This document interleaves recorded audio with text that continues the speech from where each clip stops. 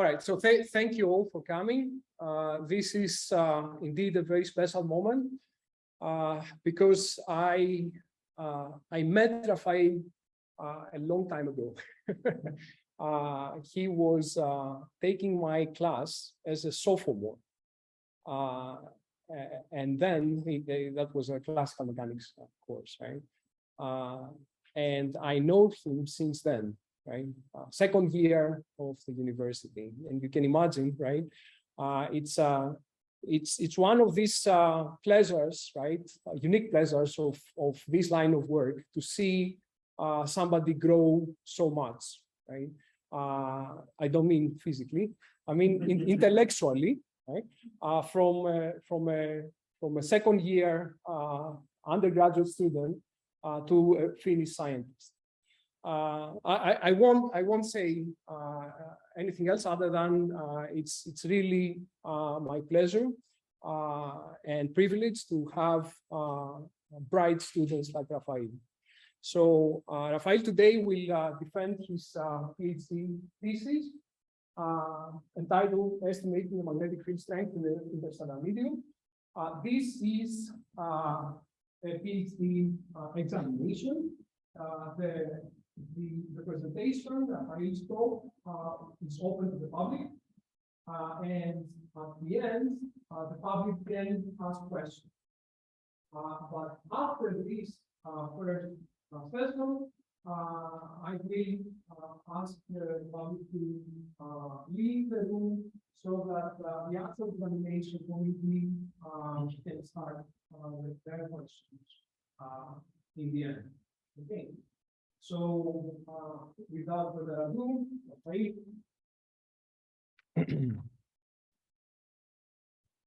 So can you hear me from the Zoom? Yes, yes. So thank you very much for being here today. So let's start. So why galactic magnetism?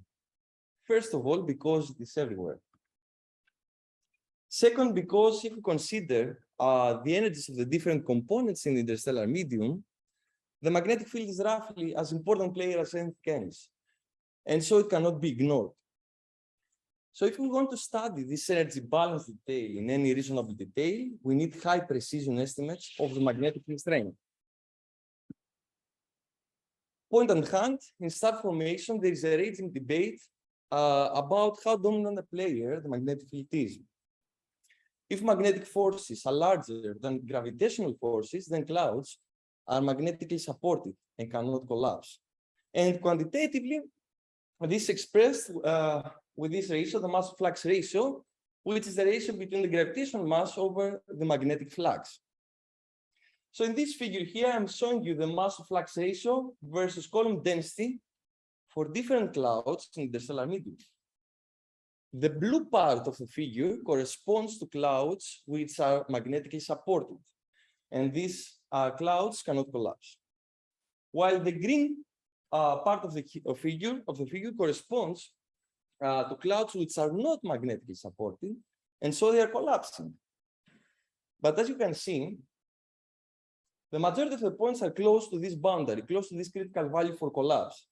So in order to assess the role of the magnetic field in the star formation, we need to know if these points could be above or below this critical value for collapse. And in order to achieve that, we need high precision estimates of the magnetic field strength. Zeeman is the only observable which traces the magnetic field directly. But usually the Zeeman data are dominated by noise. So here you can see the largest compilation of Zeeman data. The figure shows in the vertical axis the magnetic field strength, while the horizontal axis we have the gas volume density. And note the huge error bars in the vertical axis, where the vast majority of the points do not exceed the sigma 2 detection. So Zeeman data are not trustworthy. And in addition, they require huge degradation times in order to achieve an acceptable signal to noise ratio. So we need to find alternative solutions. And dust polarization, which is arises due to the interaction between the aspherical discrepancy and the ISM magnetic field is one of the most accurate and accessible observables for probing the magnetic field properties in the stellar medium. But dust polarization probes only the orientation of the magnetic field in the plane of the sky and not its strength, at least directly. But due to so here you can see some examples of the magnetic field morphologies of 4 ISM clouds as probed by dust polarization. So the black segments and the beautiful drapery pattern shows the magnetic field orientation. Fortunately, if we employ our imagination, we can find ways to extract information about the magnetic field strength from these polarization maps. And in this presentation, I would like to walk you through these ways. The first method to estimate the magnetic field strength from dust polarization was developed by Davis and independently by Chandrasekhar and Fermi back in the 50s. So for convenience, I will refer to this method as DCF. The idea is the following. Consider a cloud permeated by a uniform magnetic field component, then the observed polarization map of the cloud will be uniform too. And now consider that we add perturbations. Then the magnetic field morphology, the magnetic field morphology of the cloud will be altered, and these perturbations will be reflecting polarization angle map, adding dispersion. And the larger the perturbation compared to the initial field component, the larger the dispersion in the polarization angle map. So this is the main idea behind the DCF method. So the DCF method is based on the properties of magnetic fluctuations. So it is important to see what kind of fluctuations can propagate in magnetized clouds. In the linear regime, there are 3 kinds of perturbations of waves. So we have the Alfvén incompressible waves. And here you can see some examples of Alfvén waves where the magnetic field lines oscillate like guitar strings. And we have compressible waves. And here you can see on the left a compressible fast magnetosonic mode, which propagates perpendicular to the field lines and compresses both the gas and the magnetic field lines. And on the right, you can see a slow magnetosonic mode, which corresponds to these gas perturbations which propagate along the field lines. So now, from the mathematical point of view, we can prove the DCF method as follows. Consider we have the magnetic energy density, which contains these 3 terms: the energy density of the initial field, the energy density of the fluctuating field, and the energy density of the cross term. DCF assumed that perturbations propagate in the form of incompressible Alfvén waves, and Alfvén waves always fluctuate perpendicular to the initial field. So this term here is by definition 0. So now, if we consider that the total kinetic energy is completely transferred to magnetic energy, we have this energy equipartition here, which we can solve with respect to B0, the strength of the initial field, and we obtain this equation. Let's see how we can use this equation in order to estimate the strength of this B0 value from actual observations. So we have B0 as a function of the gas volume density, the gas velocity, and this ratio, which is the fluctuating toward the magnetic field. Observationally, the estimate of the gas volume density becomes more and more accurate thanks to Gaia data, because Gaia data allowed us to reconstruct the 3D shapes of ISM clouds. So from these maps, we can obtain the depth of the ISM clouds, which combined with column density maps gives us an estimate of the gas volume density.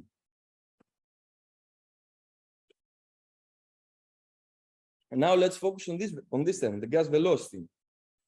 Observationally, it can be estimated from the turbulent broadening of emission lines. There is also thermal broadening, but temperatures in the ISM are very low, so thermal broadening is subdominant. And now let's focus on this factor. We have already established the intuition that this ratio is connected to the dispersion polarization angles. Let's look at it in more detail. So consider this Alfvén wave profile. Okay. At any point, the angle theta between the fluctuating field component and the initial field will be something like delta B over B0 for the small angle approximation. But this is not what we are looking for, right? We here in the denominator, we have the root mean square of the fluctuating field. So we can compute the dispersion of this angle theta, and we obtain here this equation, where this term goes to 0 because delta B can be positive and negative. And so you see that this angle theta, the dispersion of these angles, is related to the ratio between the fluctuating root mean square of the fluctuating field over the initial field. But this ratio is exactly is equal to the denominator of the DCF method. So we can substitute this with delta theta, which we can measure from the dispersion of polarization angles, and we obtain the classical equation for the DCF of the DCF method. But when the method was tested in numerical simulations, it was found that the DCF method overestimates the magnetic field strength. And for this reason, a fudge factor was inserted in the method, shown here with the self symbol. Numerical simulations show that the DCF method, the overestimation of the DCF method is about a factor of 2. And for this reason, it was suggested that this F value should be roughly 0.5. But as you can see in this distribution, where you can see the different F values among the different works that tested the DCF method, and there is a significant scatter. And so far, there is no physical motivation for choosing this value. Since then, the DCF method has been revised by many authors, and it has been combined with extra techniques in order to correct for this bias. But the accuracy of the method and the stability of the method is still questionable. So the major question is, what causes the highly biased estimates of the DCF method? And there are two alternative options.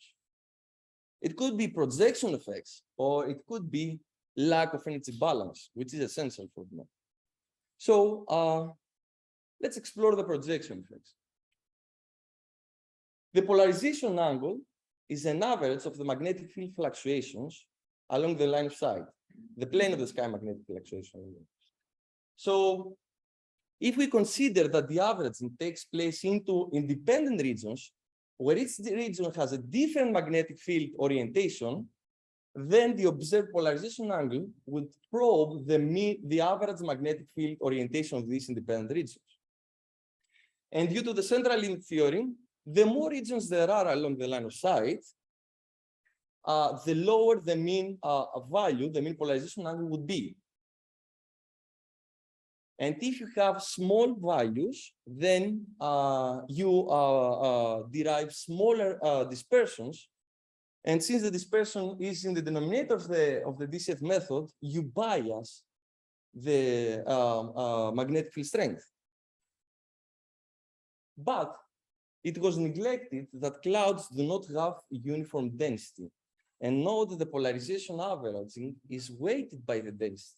So this means that regions which have enhanced density have maximum contribution to polarization angle averaging. So for example, in this figure, and then uniform density approximation, we may have 4 independent regions along the line of sight. But if we consider that one of them, shown here with the black, the green color, has much larger density compared to the rest, then the averaging is dominated by this region. So instead of having 4 regions, we have 1. And in that case, there is no actual averaging issue.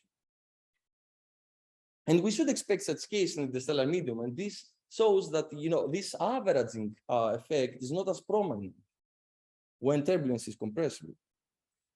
And we demonstrated this effect in numerical simulations.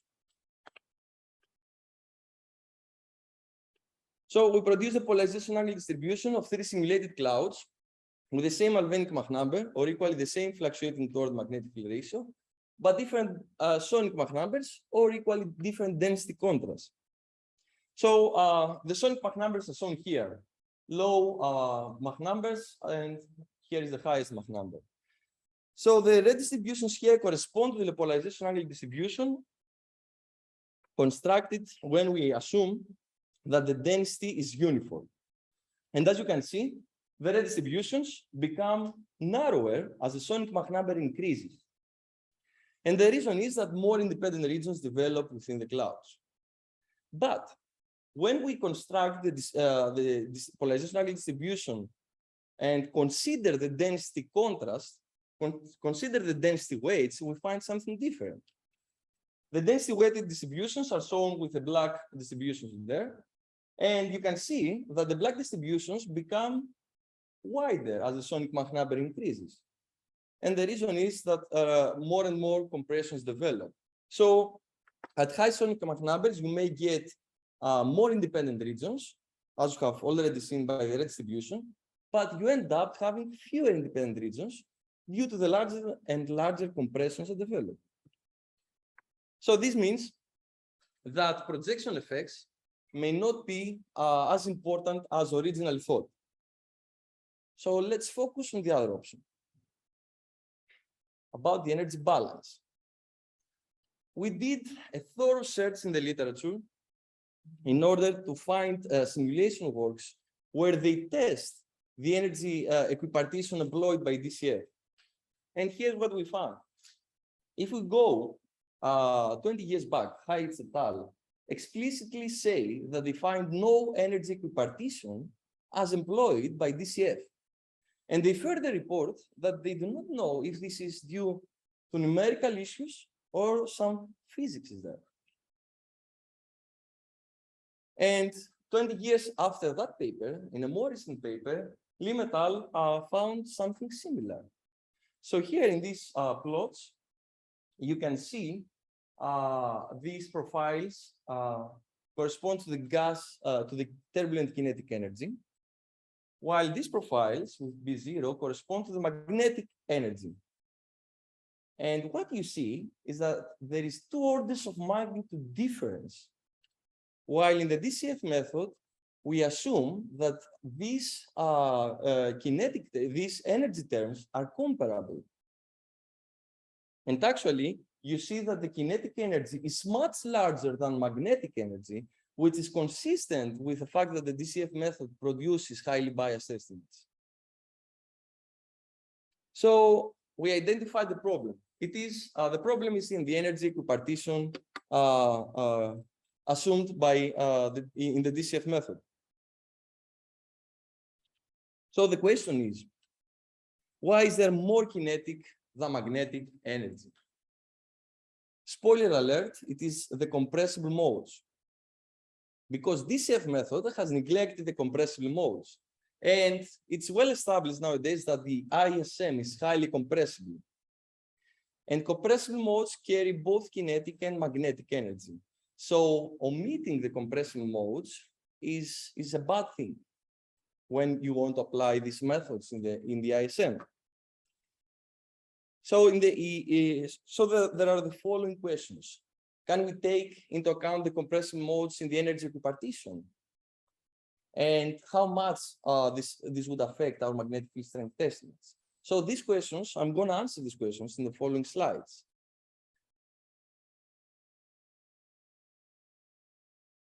Consider a magnetized fluid which is permeated by a uniform magnetic field component.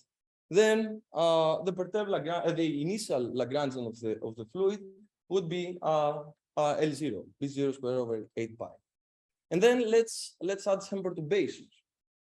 The perturbed Lagrangian of the fluid would be is shown here for the incompressible case. Now let's go to the more general compressible case. We start with the same initial conditions, but now in the perturbed Lagrangian, we have the coupling term.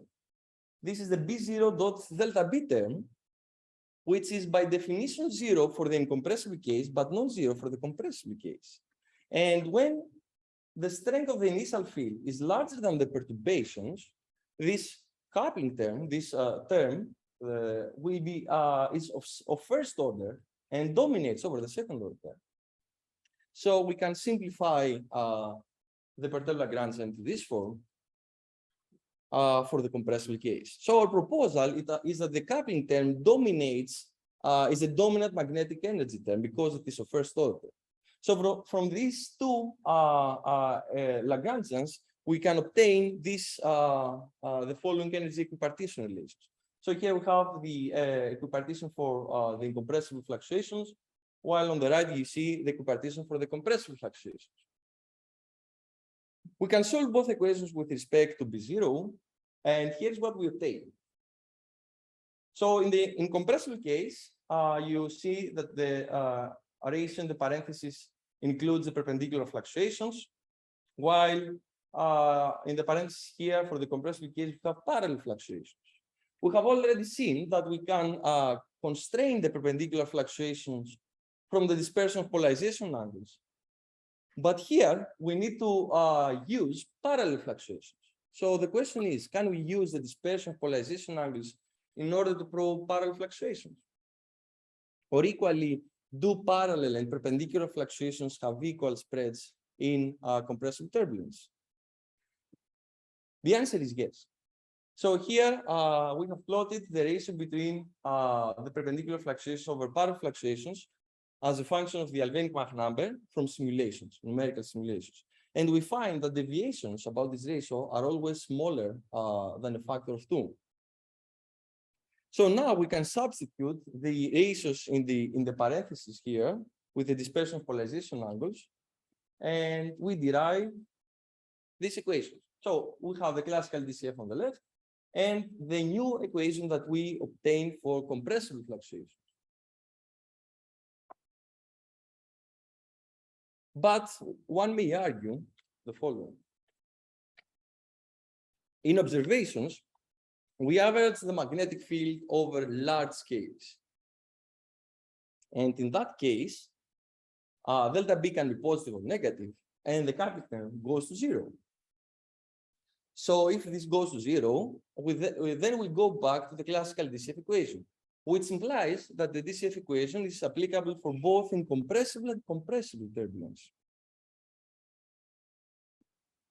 This is not correct. And in order to explain why, I will use an analogy with gravity. So why gravity?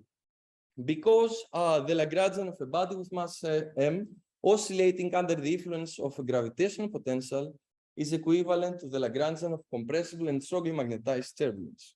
So the Lagrangian of compressible turbulence can be written in this form with delta B parallel being the generalized coordinate. And if you compare the two Lagrangians, you can see that they are equivalent. So energetically, the two problems are equivalent, which is a good thing because we can understand the energetics of compressible turbulence through Newtonian gravity, which we are familiar with. So let's see an example. So in this video, you see a skater moving along this ramp. And the kinetic energy of the skater comes from the gravitational potential energy of the skater. So the blue curve shows the potential energy of the skater, while the green curve shows the kinetic energy of the skater. And here, we have defined the zero gravitational energy level on the ground, as shown with the blue dotted line. As we all know from classical mechanics, the zero of the gravitational energy level is arbitrary. So I choose to put it here because I can. So now if I let the skater move, below the blue line, the gravitational potential energy of the skater is negative, while above the line, the potential energy is positive. So if you can see here the blue profiles, if I average over a single period, then the average value goes to 0. But still, the motion of the skater has not changed. The motion of the skater is exactly the same as the motion of the previous skater. And this change of the gravitation of the energy level does not affect the dynamics because, as we all know, in physics, it's not the actual value of a potential energy that matters, but how much it fluctuates. So from gravity problems, we can calculate analytically that the mean kinetic energy is equal to the root mean square of the gravitational potential energy. And since the two problems are equivalent, we obtain that the kinetic energy in MHD compressible turbulence should be equal to the root mean square of the coupling term, and that the average value of the coupling term has nothing to do with the dynamics.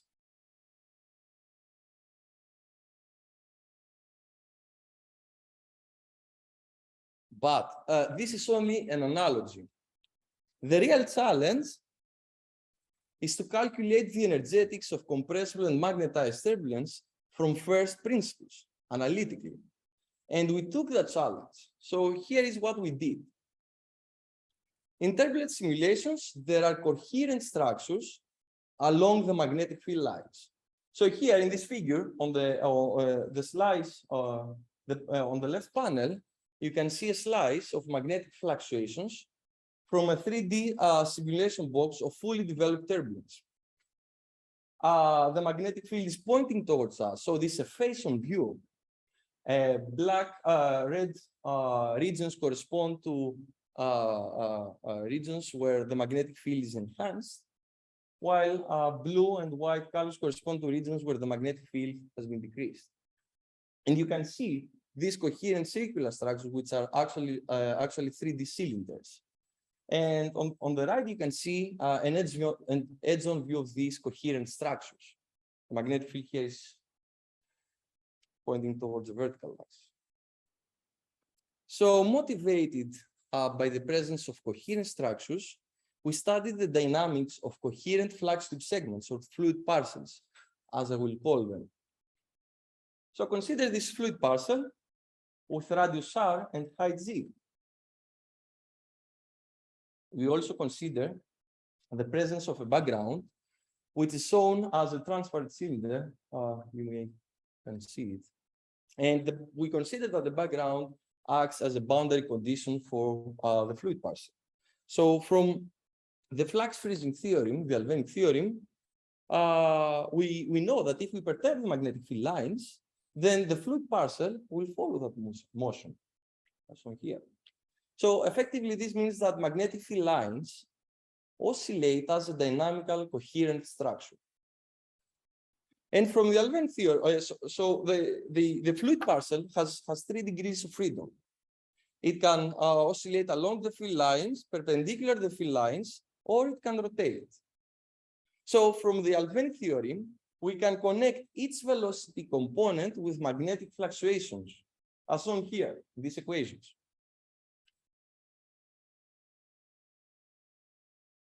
And now, if we go to the perturbed Lagrangian of the fluid parcel in the compressible case, which contains the coupling term, we can expand the kinetic energy term with the equations, using the equations I showed in the previous slide. And here is the full perturbed Lagrangian of the fluid parcel.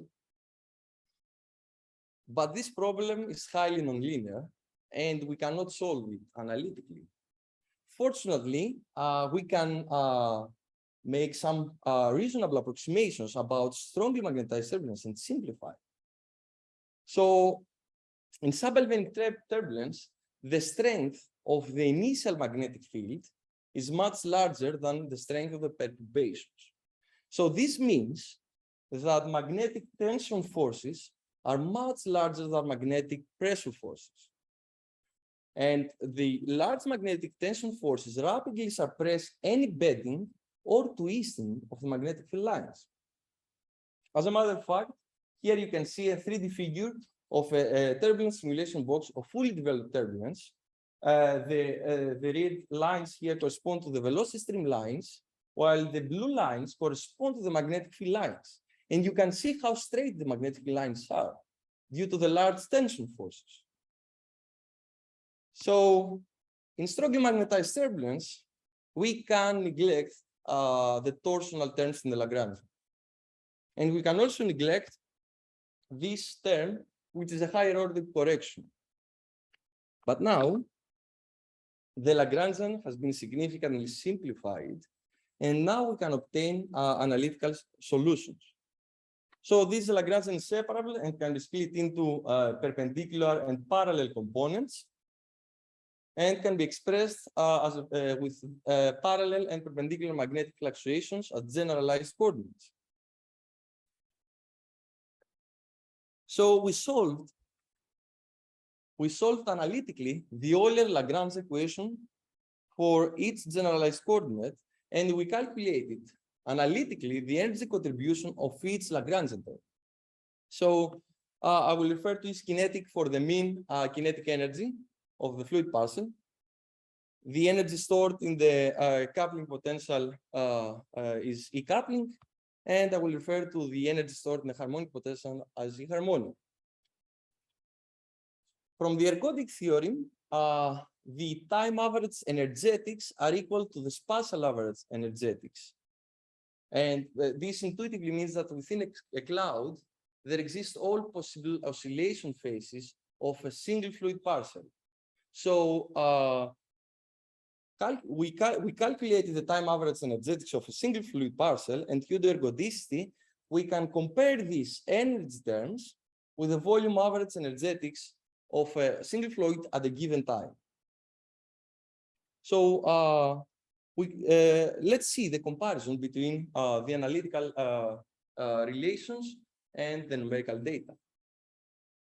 So in this figure, you can see the ratio between the energy stored in the harmonic potential over the energy stored with a coupling potential, E harmonic over E coupling, as a function of the Alfvénic Mach number. The black solid line corresponds to the relation that we derived analytically for anisotropic turbulence, while the black dotted line corresponds to the limit that we derived analytically for the more isotropic turbulence. Let's see what we get if we put the numerical data there. So the numerical data behave exactly as we predicted. The black points, which correspond to highly subalfvénic simulations, lie exactly on top of this limit, which we have derived for anisotropic turbulence. And as the Alfvénic Mach number increases, turbulence becomes more and more isotropic, and you can see that the points move progressively towards the upper bound, which is the other limit that we derived analytically. Then we calculated the kinetic energy over the energy stored in the coupling potential. And this blue curve shows the analytical relation that we derived. And let's put numerical data. And you can see that the numerical data behave exactly as we predicted with this blue curve. Finally, we computed the ratio between the kinetic over the total magnetic energy, which includes contribution from both the coupling and the harmonic potential. And the numerical data are shown with the red boxes. And you can see that all the boxes are around 1, shown here with this thin green line, horizontal line. So this means that this ratio achieves perfect equipartition. So what do we learn from this? We are able to describe the energetics of compressible and strongly magnetized turbulence from first principles and prove analytically that the coupling term is the dominant magnetic energy term. So it is a serious mistake to neglect the coupling term, as DCF does, because you miss most of the magnetic energy converted to kinetic. So now that we understand the energetics, we can go and test the magnetic field strength estimation methods. We have the DCF method and the new method that we derive for compressible turbulence. And we can divide both sides with the square root term. And on the left, you get the Alfvénic speed. And if you multiply also with the sound speed, CS, then you obtain in both equations the sonic Mach number in the numerator. The general expression for the Alfvénic speed is this one. You have the sound speed times the sonic Mach number over MA, which is the Alvenic Mach number. So comparing this general expression with the DCF and our equation, you can see that the Alvenic Mach number scales with delta theta as follows. In the DCF method, MA scales linearly with delta theta, while in our method, it scales with the square root. So we tested the difference in this scaling in synthetic data that we produced from MHD simulations. And here in this figure, you can see the dispersion polarization angles as a function of the Alvenic Mach number. Black dots correspond to synthetic data. And the magenta line shows the DCF scaling, while the blue line shows the new scaling that we derived for compressive turbulence. And you can see that the DCF fails to follow the data, while this new scaling fits very well with it. But the actual goal is to estimate the magnetic field strength. So let's test both the DCF and our method in numerical simulations, and let's see what kind of accuracy we can obtain in both methods. So we test both the DCF and our method in synthetic data, and we estimated the magnetic field strength from each method. In the DCF, we have included the Fudge factor. And here we show with these epsilon values the relative deviation of the estimation of the estimated magnetic field strength minus the actual value. So here you can see the vertical axis shows the relative error of the DCF method, while in the horizontal axis you can see the relative error of our method. And you can see in the vertical axis that the values go up to 2000% or 3000% in some cases. So the relative errors of the DCF method can be up to 3000%, which is roughly a factor, an overestimation of the magnetic field strength by a factor of 10. On the other hand, on the horizontal axis, you can see that the relative error of our method remains below 50% for every case that we study. And this is an accuracy of less than deviations from the actual value with a factor of less than a factor of 2. So then we explored how the relative error of the two methods changes as a function of the Alvenic Mach number. So here you can see the distributions of the relative errors of the DCF method. So the color of each distribution corresponds to different Alvenic Mach numbers, as indicated by the color bars. So the red distribution here shows the relative errors for the highly subalvenic simulations. And in that case, the mean error of the DCF method is 2000%. As the Alvenic Mach number increases, so as turbulence becomes more and more superalvenic, the accuracy of the DCF method improves. And overall, we find that the DCF method produces acceptable estimates of the magnetic field strength only for the superalvenic simulations, shown here with the blue distribution. On the other hand, here is how the relative error of our method changes as a function of the Alvenic Mach number. And you can see that despite the Alvenic Mach number, the relative error of our method remains close to 0, and the spread does not change significantly.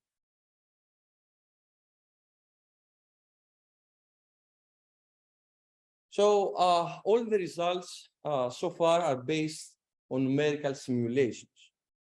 So what about actual observations? As we have already mentioned, we need high accuracy estimates of the magnetic field strength in order to determine the role of the magnetic field from the mass fluctuation. And we need, we have demonstrated in synthetic data in numerical simulations that high accuracy estimations cannot be obtained with the DCF method, while with the new method that we propose, we can obtain such high accurate estimates. So let's see what we learn from what evidence do we get from observations. So in a recent work, Aina Palau and collaborators studied the magnetic field properties of collapsing cores. So they estimated the magnetic field strength with both the DCF and our method in their data. And then they estimated the mass flux ratio from its method. So I extracted the data from this from their table and put them on this plot for visualization purposes. So here I'm showing you the mass flux ratio versus the gas volume density. The green points correspond to the mass flux ratios obtained with the DCF method.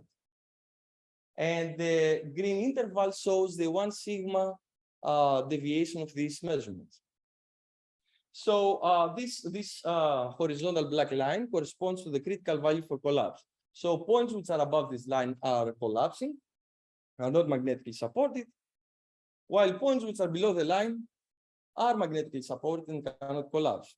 But notice that half of the green points, which correspond to the estimates that they derived with the DCF method, lie below this critical line, which means that according to the DCF method, all these cores are magnetically supported. So how can these cores be magnetically supported since we know that they are collapsing? So this is an evidence that with DCF method, we overestimate the magnetic field strength. On the other hand, here the blue points show the mass flux ratio that they obtained from the estimates with our method. And the blue interval corresponds to the 1 sigma interval of these measurements. And you can see that the vast majority of the measurements lie above this horizontal line, which means that according to our method, these cores are not magnetically supported, so they are collapsing, which is consistent with the properties of these cores. So from this evidence, observational evidence we learned that the new method that we propose for compressible fluctuations gives more reasonable estimates of the magnetic field strength from dust polarization. So my conclusions. The DCF method systematically overestimates the magnetic field strength, even if we adopt external corrections or external methods. And compressible modes should be considered when estimating the magnetic field strength in the ISM. The DCF method produced acceptable estimates of the magnetic field strength only for superalbenic turbulence. On the other hand, we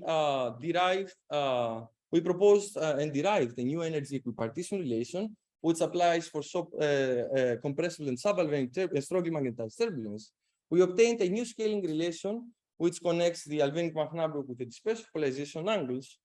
And my take-home message is the following. You should use this equation in order to estimate the magnetic field strength from dust polarization.